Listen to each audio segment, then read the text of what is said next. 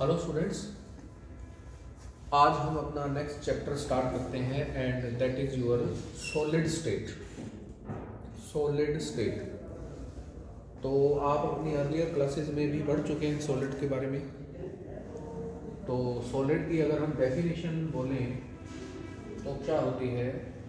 It is that state of matter या it is that form of matter which possesses a definite shape and definite volume. मतलब ये matter की वो state है जिसका definite shape होता है और डेफिनेट वॉल्यूम होता है। देखिए, वॉल्यूम डेफिनेट होने के लिए शेप डेफिनेट होना जरूरी है। जब तक शेप के बारे में आपको पता नहीं होगा तब तक आप वॉल्यूम नहीं निकाल सकते। तो वॉल्यूम आप कैसे निकालेंगे? जब आपको शेप का पता चलेगा। समझ रहे हैं ना बात को? जैसे मान लो स्फेरिकल शेप है तो आप स्फीयर का फॉर्मूला अप्लाई करेंगे, वॉल्यूम निकाल लोगे। यदि सिलेंड्रिकल शेप है तो आप वो फॉर्मूला अप्लाई कर देंगे, है कि नहीं? तो इसलिए पहले शेप फिक्स होगी, उसके बाद उसका वॉल्यूम फिक्स हो जाएगा ऑटोमेटिकली। तो सॉलिड्स के केस में क्या होता है? शेप भी फिक्स होती है और वॉल्यूम भी फिक्स ही होता है। अच्छा, अब देखिए शेप जो है वो फिक्स क्यों होती है। मैं ये सारा डिस्कशन आपने जो अर्लियर क्लासेस में पढ़ा है वही बता रहा हूँ। देखिए, हमारे पास एक तो होते हैं intermolecular forces of attraction. Intermolecular forces of attraction ये क्या होते हैं? These are the forces of attraction that operate between various constituent molecules. दूसरा होते हैं थर्मल एनर्जी। क्या होती है? Thermal energy. थर्मल एनर्जी का मीनिंग क्या है? Energy possessed by a substance due to the motion of its constituent molecules. ये सब आपने पहले पढ़ा है। तो अगर थर्मल एनर्जी कम हो और इंटरमोलिकुलर फोर्सेस ज़्यादा हो, मतलब if the magnitude of intermolecular forces of attraction dominates over the magnitude of thermal energy, then the substance will be solid. ये सब हम पढ़ चुके हैं। फिर सॉलिड कितनी तरह के होते हैं? दो तरह के हैं, जैसे क्रिस्टलाइन और एमोर्फस। आपके सामने यहाँ लिखे हुए हैं क्रिस्टलाइन सॉलिड्स और दूसरा लिखा हुआ है एमोर्फस सॉलिड्स। तो क्रिस्टलाइन सॉलिड्स में क्या होता है? जो कंस्टिट्यूएंट पार्टिकल्स होते हैं उनका एक रेगुलर अरेंजमेंट होता है। Regular arrangement within the solid. Regular arrangement किसका? कॉन्स्टिट्यूएंट पार्टिकल्स का। Constituent particles are arranged in a regular way, in a regular fashion, in a regular manner within the solid.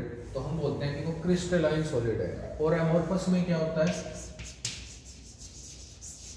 ये जो arrangement होता है that is irregular arrangement. मतलब जो constituent particles होते हैं वो रेगुलरली अरेंज नहीं होते। कैसे अरेंज होते हैं? इररेगुलर। दूसरी बात, यहाँ पे जो ये अरेंजमेंट होता है it is the long range होता है। मतलब जो रेगुलरिटी है वो लॉन्ग रेंज तक होती है और यहाँ पर जो रेगुलरिटी है वो शॉर्ट रेंज होती है। शॉर्ट रेंज होता है। समझ में आई बात? थर्ड मोस्ट इंपोर्टेंट प्रॉपर्टी, जो क्रिस्टलाइन सॉलिड्स होते हैं दे आर एनआइसोट्रोपिक, और जो एमोर्फस सॉलिड्स होते हैं दे आर आइसोट्रोपिक। एनआइसोट्रोपिक या आइसोट्रोपिक क्या होते हैं? आइसोट्रोपिक होते हैं similar properties in different direction, जैसे कि रिफ्रैक्टिव इंडेक्स है ना, थर्मल एक्सपेंशन है, ये प्रॉपर्टीज, इलेक्ट्रिकल कंडक्टिविटी, ये अगर डिफरेंट डायरेक्शंस में सेम रहती हैं तो बोलते हैं आइसोट्रोपिक। तो एमोर्फस सॉलिड्स आइसोट्रोपिक होते हैं और क्रिस्टलाइन सॉलिड्स जो होते हैं दे आर एनआइसोट्रोपिक। मतलब यहाँ पर जो मैग्नीट्यूड ऑफ प्रॉपर्टीज है, physical properties, it is different in different direction. तो ये हो गई एनआइसोट्रोपिक। उसके बाद क्या होता है कि जो क्रिस्टलाइन सॉलिड्स होते हैं दे गिव क्लीन क्लीवेज, जो कट होता है बिल्कुल स्मूथ कट होता है, क्लीन। और यहाँ पर इररेगुलर कट, इररेगुलर कट। फिर एक और बहुत इंपॉर्टेंट प्रॉपर्टी है क्रिस्टलाइन सॉलिड की, वो है कि इनका जो मेल्टिंग पॉइंट होता है, क्रिस्टलाइन सॉलिड्स का जो मेल्टिंग पॉइंट होता है वो होता है शार्प मेल्टिंग पॉइंट, मतलब फिक्स मेल्टिंग पॉइंट होता है। और जो एमोर्फस सॉलिड्स होते हैं इनका जो मेल्टिंग पॉइंट होता है, they melt over a range of temperature, ये किसी पर्टिकुलर रेंज पे मेल्ट होते हैं, ऐसे नहीं कि फिक्स मेल्टिंग पॉइंट है। अब मेल्टिंग पॉइंट फिक्स क्यों होता है? Because of their constant value of heat of fusion. Melt का मतलब फ्यूजन हो गया ना। देखो क्रिस्टलाइन सॉलिड्स में हमने क्या बोला कि जो पार्टिकल्स हैं they are arranged in a regular way, और लॉन्ग रेंज में वो रेगुलर पैटर्न होता है। इसका मीनिंग ये हुआ कि अल्टीमेटली उनकी जो बॉन्ड स्ट्रेंथ है, डिफरेंट कॉन्स्टिट्यूएंट्स के बीच में जो बॉन्ड है, उनकी जो बॉन्ड स्ट्रेंथ है वो फिक्स होती है, इसलिए इनका मेल्टिंग पॉइंट शार्प है। वहाँ पर क्या है, कोई बॉन्ड अलग स्ट्रेंथ का होगा, कोई बॉन्ड अलग स्ट्रेंथ का होगा, क्योंकि रेगुलर अरेंजमेंट तो है नहीं, इसलिए हम बोलते हैं कि they melt over a range of temperature. समझ में आई बात?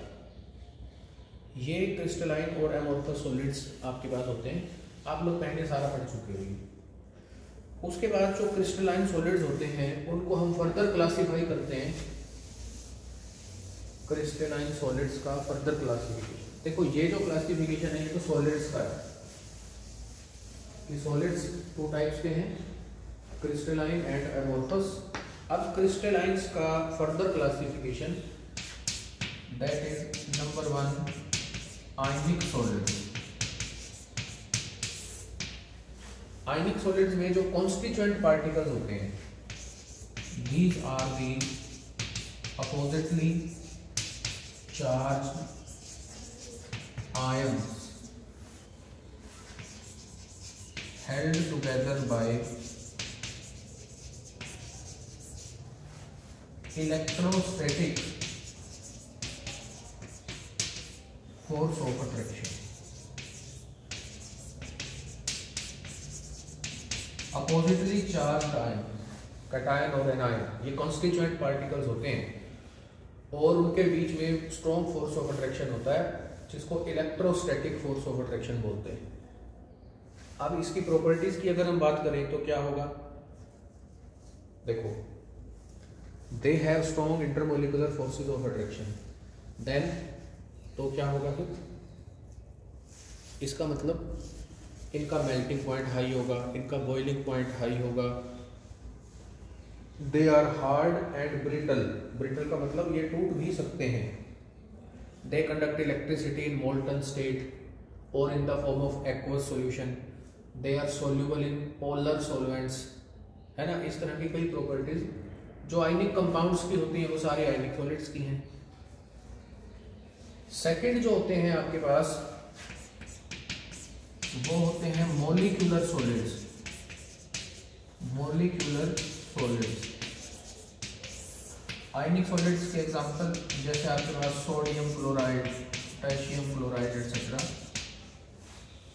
मॉलिक्यूलर सॉलिड्स जो होते हैं इनके अंदर जो कॉन्स्टिट्यूएंट पार्टिकल्स होते हैं they are small molecules, small molecule. अब मॉलिक्यूल्स जो होते हैं ये किस तरह के हो सकते हैं, पोलर मॉलिक्यूल्स भी हो सकते हैं, नॉन पोलर मॉलिक्यूल्स भी हो सकते हैं, हाइड्रोजन बॉन्डेड मॉलिक्यूल्स भी हो सकते हैं। पोलर मॉलिक्यूल्स में फोर्स ऑफ अट्रैक्शन कैसे होगा, dipolar forces, dipole dipole interactions होती हैं जो। नॉन पोलर में क्या होगा, लंदन फोर्सेस या dispersion forces, momentary dipole setup हो जाता है। और इसमें क्या होगा, हाइड्रोजन बॉन्ड। ये होते हैं डिफरेंट टाइप के फोर्सेस ऑफ अट्रैक्शन, ठीक है। Dipole dipole interactions, London forces या डिस्पर्सन फोर्सेस, जैसे हम लोग पढ़ते थे कि नोबल गैसेस लिक्विफाई होती हैं तो उनके बीच में क्या होता है, नॉन पोलर मॉलिक्यूल्स के बीच में भी वही सेम कि एक मोमेंटरी डाइपोल सेटअप हो जाता है, जिसकी वजह से फिर उनके बीच में इंटरमॉलिक्यूलर फोर्सेस जनरेट हो जाते हैं। और हाइड्रोजन बॉन्डिंग आप जानते ही हो, जब हाइड्रोजन मोर इलेक्ट्रोनेगेटिव एलिमेंट्स के साथ होता है, जैसे फ्लोरीन, ऑक्सीजन, नाइट्रोजन, तो वो क्या करता है, हाइड्रोजन बॉन्डिंग करता है कि नहीं। Third one is covalent solids और network solids.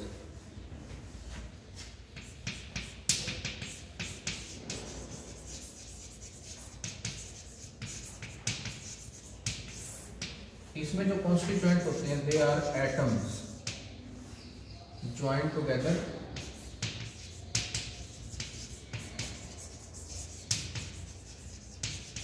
Via covalent bond.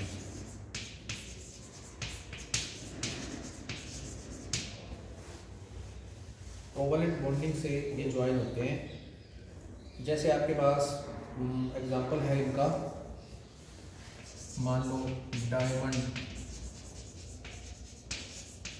Quartz, etcetera. अब ये भी देखिए पुअर कंडक्टर होते हैं इलेक्ट्रिसिटी के। डायमंड है, आपको मालूम है नेटवर्क बन जाता है, और क्या होता है उसके अंदर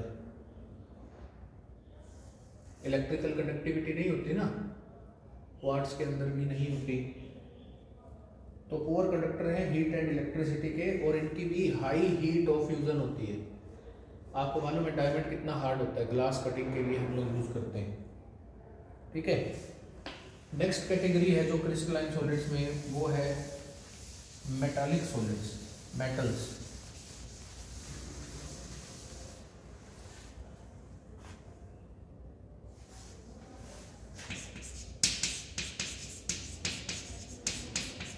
मेटालिक सॉलिड्स, इसके अंदर कॉन्स्टिट्यूएंट्स जो होते हैं वो क्या होते हैं, देखिए मेटल्स के अंदर एक कर्नल्स होते हैं और एक मोबाइल इलेक्ट्रॉन्स होते हैं।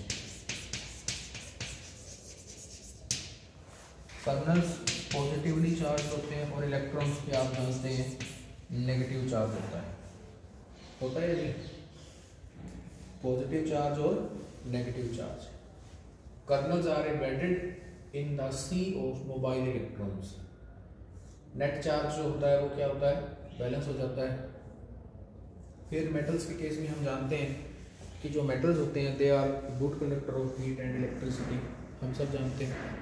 प्रैक्टिकल एप्लीकेशंस हैं, डोमेस्टिक एप्लीकेशंस हैं इनकी, ठीक है। तो ये मेटालिक बॉन्ड के थ्रू एक दूसरे से जुड़े हुए होते हैं, क्योंकि देखो कर्नल से पॉजिटिव चार्ज है, मोबाइल इलेक्ट्रॉन्स पे नेगेटिव है, तो अपोजिट चार्ज एक दूसरे को अट्रैक्ट तो करेंगे, और इसी अट्रैक्शन को बोलते हैं मेटालिक बॉन्ड। मेटल मेटल के बीच में जो बॉन्ड होता है, ठीक है। उसके बाद देखिए क्या होता है कि एक डेफिनेशन है crystallography. What is crystallography? Crystallography is the study of geometry, properties and structure of crystalline solids.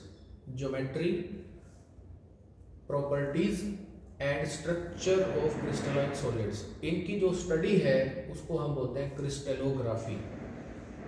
Crystalline solids के ज्योमेट्री, स्ट्रक्चर और प्रॉपर्टीज की जो स्टडी है उसको बोला जाता है क्रिस्टलोग्राफी। तो ये फिर हम इससे आगे नेक्स्ट लेक्चर में कंटिन्यू करेंगे। Thank you.